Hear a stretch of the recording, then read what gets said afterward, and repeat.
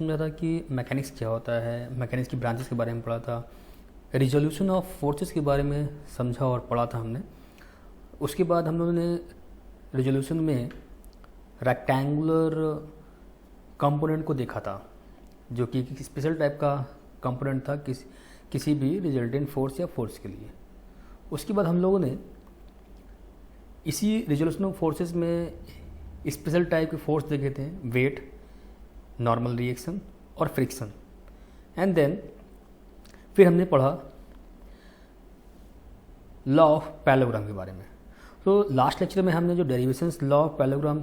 Forces के बारे में समझा था और जो सॉल्व किया था हमने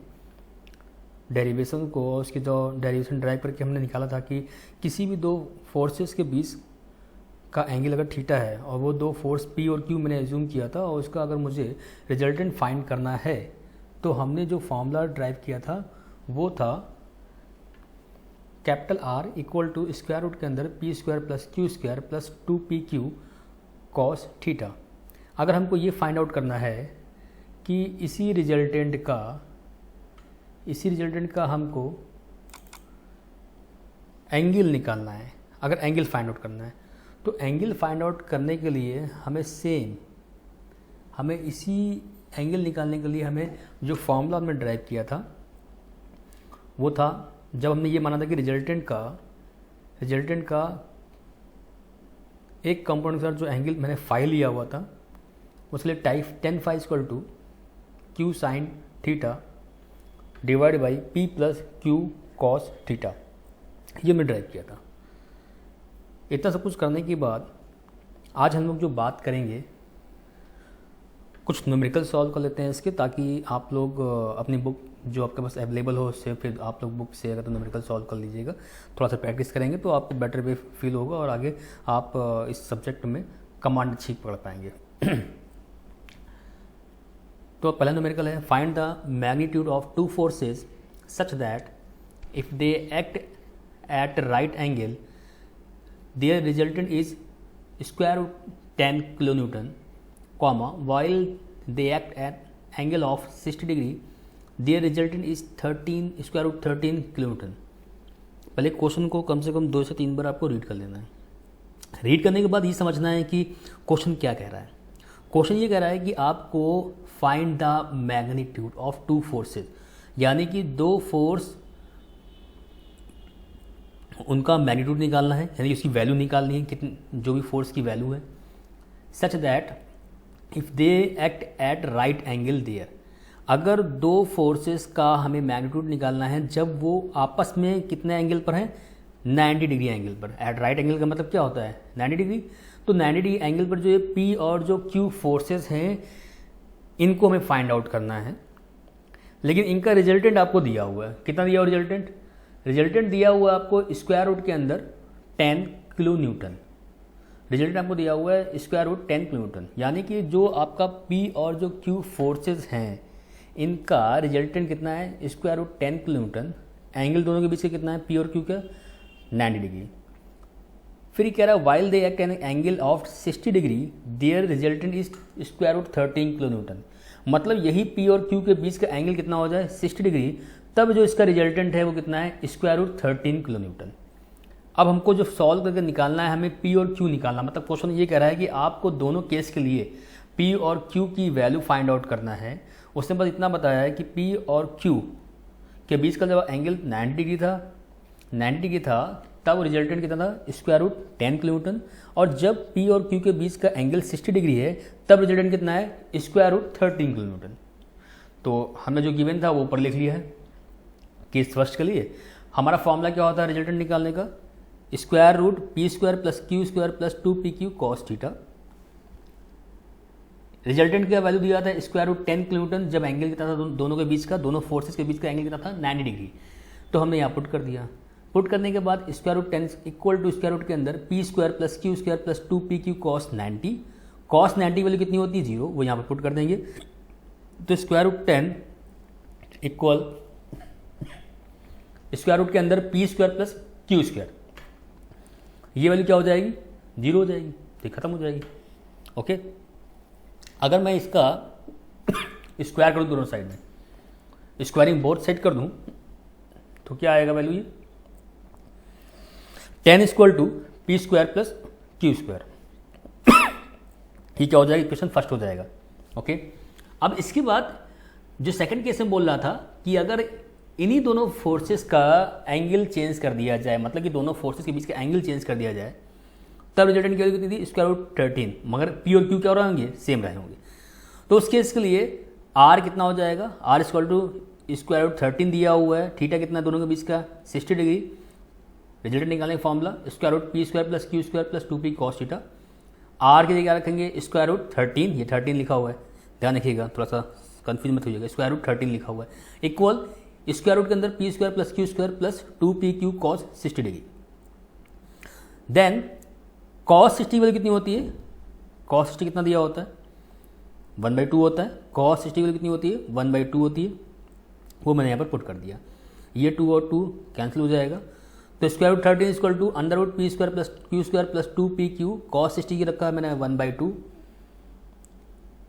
तो square root 13 equal to P square plus Q square plus 2pq, जो 2pq बाई 1/2 था, तो 2 और 2 क्या हो जाएगा, कैंसिल हो जाएगा, तो यहाँ pq बचेगा। अगर मैं इसको भी स्क्वायर कर दूँ दोनों साइड में, तो क्या आएगा 13 equal to P square plus Q square plus pq। And then जो इक्वेशन फर्स्ट मैंने एज्यूम किया था और जो मैंने सेकंड एज्यूम किया, तो देखो सेकंड में क्या आ रहा है, 13 equal to P square plus Q square plus pq। तो फर्स्ट में क्या आया था 10 equal to P square plus Q square, तो P square plus Q square की वैल्यू मैंने यहाँ पर पुट कर दी, P square plus Q square की जगह पर मैंने 10 पुट कर दिया है, तो 13 इक्वल टू 10 प्लस pq, तो pq कितना आ गया 3, ठीक है, यानी फर्स्ट और सेकंड को मैंने सॉल्व किया तो मैंने pq निकाल दिया। ऐसा क्यों किया, ऐसा इसलिए किया कि अब p प्लस क्यू का होल स्क्वायर इक्वल टू बन जाएगा P square plus Q square plus 2pq, क्योंकि हमको p और q निकालना ना। तो यहाँ पर जब सॉल्व करोगे तो p plus Q equal to क्या हो जाएगा, स्क्वायर रूट के अंदर, क्योंकि इसकी पावर 2 थी तो उधर जाएगा तो क्या हो जाएगा 1/2 हो जाएगा पूरे का, P square plus Q square plus 2pq पूरा ब्रैकेट में आ जाएगा, और इसका क्या चला जाएगा, इसकी पावर हो जाएगी 1/2, तो मैंने स्क्वायर रूट लगा दिया है। तो p plus Q equal to square root के अंदर P square plus Q square plus 2pq, then p plus Q equal to, सिर्फ सॉल्व करेंगे इसको, P square plus Q square की वैल्यू क्या थी 10 और पी की वैल्यू क्या है 3, तो यहाँ पुट कर देंगे यहाँ पर, तो 10 प्लस 2 इंटू 3 16 आ जाएगा। इसकी पावर क्या था, ये स्क्वायर रूट में था 16, तो ये क्या आ जाएगा 4 आ जाएगा, तो p प्लस क्यू 4, ये थर्ड स्क्वायर मैंने मान लिया, इसको एज्यूम कर लिया। देन सिमिलर इस तरीके से p माइनस क्यू का होल स्क्वायर अगर यूज़ करेंगे तो P square plus Q square minus का 2pq आएगा। पी क्यू की वैल्यू को पता है, P square plus Q square की वैल्यू पता है, वैल्यू पुट कर देंगे यहाँ पर, तो क्या आएगा p माइनस क्यू का whole square equal to 10 minus 2 into 3 यानी 6, तो 10 माइनस 6 करो कितना आएगा 4 आएगा, तो इसकी पावर 1, इसकी पावर 2 था, ठीक है, जब उधर जाएगा तो क्या हो जाएगा स्क्वायर रूट के अंदर 4 हो जाएगा, तो स्क्वायर रूट के अंदर 4 लिखा हुआ, और 4 का जब स्क्वायर रूट के बाहर आएगा क्या आ जाएगा 2 हो जाएगा, तो p minus Q equal to 2 मिल गया, यानी थर्ड एंड फोर्थ क्वेश्चन मिल गया। अब यहाँ से आप थर्ड एंड फोर्थ को जब सॉल्व करेंगे क्वेश्चन को, तो हम p और q को सॉल्व करके निकाल लेंगे। तो यहाँ पर p प्लस क्यू के बाद 4 था और p minus Q equal to 2 था, सॉल्व कर लेंगे तो 2p इक्वल टू, यानी ये प्लस का क्यू है, ये माइनस क्यू से कैंसिल हो जाएगा, ये 2p इक्वल टू 6 हो जाएगा, तो p इक्वल टू कितना आ गया 3 आ गया। अब इसकी वैल्यू चाहे तुम थर्ड इक्वेशन में पुट कर लो चाहे फोर्थ में पुट कर लो, ठीक है, आपको क्या मिल जाएगा q मिल जाएगा। तो मैंने क्या किया, p into Q equal to 3 था, मैंने p की वैल्यू 3 है मुझे पता है, पुट कर दी तो q इक्वल टू कितना आ गया 1 किलोन्यूटन। आई थिंक ये न्यूमेरिकल आपको क्लियर कर रहा होगा, थोड़ा सा समझ में आ रहा होगा, और जो भी आपके पास बुक्स हैं उनको आप लोग यूज़ करिए, सॉल्व करिए, तो आप बेटर फील करेंगे और थोड़ा कॉन्फिडेंस लेवल आपका इंक्रीज़ करेगा। एक बात और, अगर मान लीजिए मैं इतनी मेहनत कर रहा हूँ तो आप लोग अगर वीडियो को लाइक एंड सब्सक्राइब नहीं करेंगे तो मैं मोटिवेट और आगे जो इससे भी अच्छा मैं कुछ कर सकता हूँ वो मुझे थोड़ा मोटिवेशन मिलेगा अगर आप लोग वीडियो को लाइक एंड सब्सक्राइब बढ़ेंगे तो। ओके, चलिए अब मैं सेकंड न्यूमेरिकल की बात कर रहा हूँ। Two forces equal to 2p and p act on a particle if the first force be doubled and second force is increased by 12 kilonewton. Direction of their resultant remain unaltered. Find the value of p. तो मैंने कहा ना जैसे कि numerical को पहले कम से कम 2 से 3 बार आपको स्टडी करना है एंड देन समझना है क्या क्या रहा न्यूमेरिकल, क्योंकि अगर न्यूमेरिकल समझ में आ जाता है देन यू कैन अंडरस्टैंड कि न्यूमेरिकल में क्या कह रहा है, तो आप आधी चीज़ आप सॉल्व कर लेते हो। क्योंकि अगर आप लोग ये समझ जा रहे हो कि न्यूमेरिकल में क्या रहा है, न्यूमेरिकल में जो लैंग्वेज लिखा हुआ उसका मतलब क्या है, जब वो चीज़ आप समझ जाते हो देन आप आधा न्यूमेरिकल वैसे ही सॉल्व कर लेते हो। तो इसमें ये कह रहा है कि 2 फोर्स हैं जिनकी वैल्यू क्या है 2p है और p, यानी कि अगर जैसे मैं जो मैंने p और q 2 फोर्स मैंने एज्यूम किया हुआ था तो p की जगह क्या हो जाएगा 2p, q की जगह क्या हो जाएगा p। Okay, if the first, ये केस 1 की बात कही उसने, फिर कह रहा है कि if the first force be double and second force increase by 12 kilometre, अगर पहले फोर्स को डबल कर दिया जाए तो फोर्स कितना 2p था तो 4p हो गया, और दूसरे फोर्स को अगर 12 टाइम्स इंक्रीज कर दिया जाए तो पहले कितना था p था, तो दूसरे फोर्स को क्या कर दिया p प्लस 12 कर दिया। ओके, उसके बाद ये कह रहा है the direction of the resultant remain unaltered, that means दोनों के जो रिजल्टेंट है, the direction of their resultant remain unaltered, यानी कि जब p की वैल्यू 2p और q की वैल्यू p, फिर सेकंड केस में बोल रहा है p की वैल्यू 4p और q की वैल्यू p प्लस 12 हो जाती है, लेकिन रिजल्टेंट के बीच का जो एंगल है यानी जो फाई है वो दोनों केस में क्या रहेगा, सेम रहेगा। क्योंकि रिजल्टेंट का एंगल बोला है, रिजल्टेंट का एंगल दोनों केस में क्या क्या कहते हैं सेम रहेगा, रिजल्टेंट सेम नहीं रहेगा। रिजल्टेंट की बात नहीं कर रहा, वो कह रहा है रिजल्टेंट का जो एंगल बना रहा है किसी कंपोनेंट के साथ में, जैसे यहाँ पे मैंने Q दिखा दिया तो Q के साथ में, तो इस केस में क्या हो जाएगा, दोनों की वैल्यू क्या रहेगी, एंगल क्या रहेगा, सेम रहेगा। तो एंगल, रिजल्टेंट का एंगल निकालने का फॉर्मूला क्या होता है, tan phi equal to Q sin theta upon P plus Q cos theta, ये हमने ड्राइव किया था डेरिवेशन में लॉ ऑफ पैरेललोग्राम फोर्सेस से। तो पहले केस में तो हमने इसको पुट कर दिया यहाँ पर, तो Q की क्या हो जाएगा, Q की क्या हो जाएगा यहाँ पर tan, Q की क्या हो जाएगा P हो जाएगा sin थीटा अपॉन P की क्या हो जाएगा 2P प्लस Q की क्या हो जाएगा P cos थीटा। इसको मैंने बोल दिया, इक्वेशन फर्स्ट बोल दिया। सिमिलर सेकंड केस में बोल रहा है कि P इक्वल टू डबल कर दिया था तो 4P हो गया, और Q क्या था 12 टाइम इंक्रीज किया गया था, जो पहले था तो पहले P था तो P में 12 ऐड कर दिया जाएगा। एंगल सेम है तो angle tan phi equal to Q sin theta, तो Q क्या हो जाएगा P प्लस 12, यहाँ पुट कर दिया sin थीटा अपॉन, यहाँ फॉर्मूला क्या था P plus Q cos theta, तो P कितना दिया हुआ है 4P plus Q cos theta, तो Q कितना दिया हुआ है P प्लस 12 cos थीटा। दोनों इक्वेशन मैंने मान लिया फर्स्ट और सेकंड, दोनों को सॉल्व, अब दोनों का एंगल क्या रहेगा, सेम रहेगा, तो ये फर्स्ट इक्वेशन सेकंड क्या हो जाएगी, बराबर हो जाएगी। तो वही मैंने यहाँ पर कंसेप्ट यूज़ कर लिया है, ध्यान से देखिएगा, समझिएगा कि फर्स्ट इक्वेशन और सेकंड इक्वेशन मैंने यहाँ पर क्यों इक्वल किया हुआ, क्योंकि पहले केस में उसने बोला था कि एंगल दोनों केस में क्या आएगा, रिजल्टेंट का सेम रहेगा, उसी कंसेप्ट को यूज़ करके यहाँ पर मैंने इक्वल कर दिया है। अब इक्वल करने के बाद सिंपल एक सॉल्व किया है, इसको सिंप्लीफिकेशन किया है मैंने न्यूमेरिकल का। P sin थीटा ये पूरा इस साइड जाएगी, क्या होगा क्रॉस मल्टीप्लाई, और ये जो वैल्यू है ये इससे पूरी मल्टीप्लाई हो जाएगी, क्रॉस मल्टीप्लाई यहाँ पर करना होगा, तो यहाँ पर क्या आएगा P sin theta multiply by middle bracket 4P plus P plus 12 bracket close cos theta और बड़ा bracket close equal to P plus 12 sin theta multiply by bracket में 2P plus P cos theta and bracket close. Then इनको solve कर लेंगे, solve करने के बाद ये क्वेश्चन हमको यहाँ पर मिलेगी 4P square sin theta plus P sin theta bracket में P plus 12 sin cos theta equal to sin theta bracket में 2P square plus P square cos theta plus 24P plus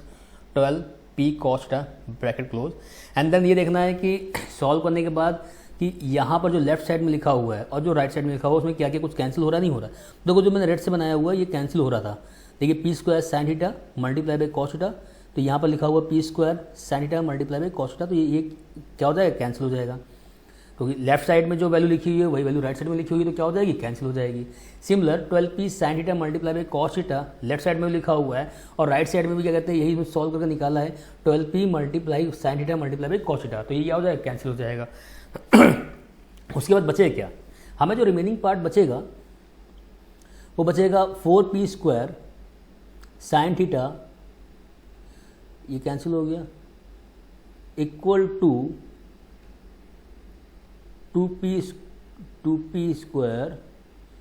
sin theta plus 24P sin theta, ये remaining बात बचेगा। तो यहाँ पर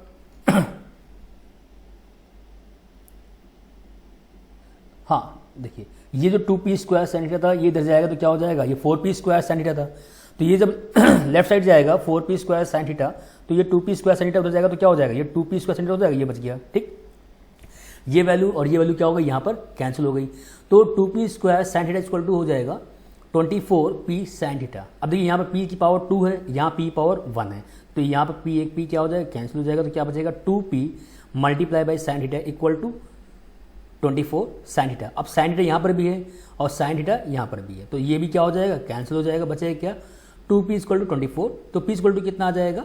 24/2, तो p equal to कितना आ जाएगा 12। देखिए ये जो सिंप्लीफिकेशन है इसको यहाँ पर आप क्या करिएगा, खुद ही सॉल्व कर लीजिएगा एक बार। जब खुद ही सॉल्व कर लेंगे तो you can easy way understand कि यहाँ पर मैंने कैसे सिंप्लीफाई किया हुआ है। ओके, तो ये दो न्यूमेरिकल आप लोग सॉल्व करिए, इनको एक बार आप प्रैक्टिस कर लीजिएगा, और कुछ बुक्स जो भी आप यूज़ कर रहे हो इंजीनियरिंग मैकेनिक्स की, वहाँ पर जो भी न्यूमेरिकल्स दिए हों उनको सॉल्व करने की कोशिश करिएगा। अगर सॉल्व हो जाते हैं तो बेस्ट है, ठीक है। अगर नहीं होते हैं तो आप मेरे को कमेंट बॉक्स में कहते हैं मेरे यूट्यूब चैनल पे सेंड कर दीजिए, तो मैं उसका सॉल्यूशन भेज दूंगा। अदरवाइज़ जो स्टूडेंट्स मेरे से व्हाट्सएप में कनेक्टेड हैं तो वो मेरे व्हाट्सएप पे कहते हैं मेरे को सेंड कर दीजिएगा, तो मैं वहाँ पर उन क्वेश्चन को सॉल्व करके आपको उसका सॉल्यूशन प्रोवाइड कर दूँगा। Okay, thank you class.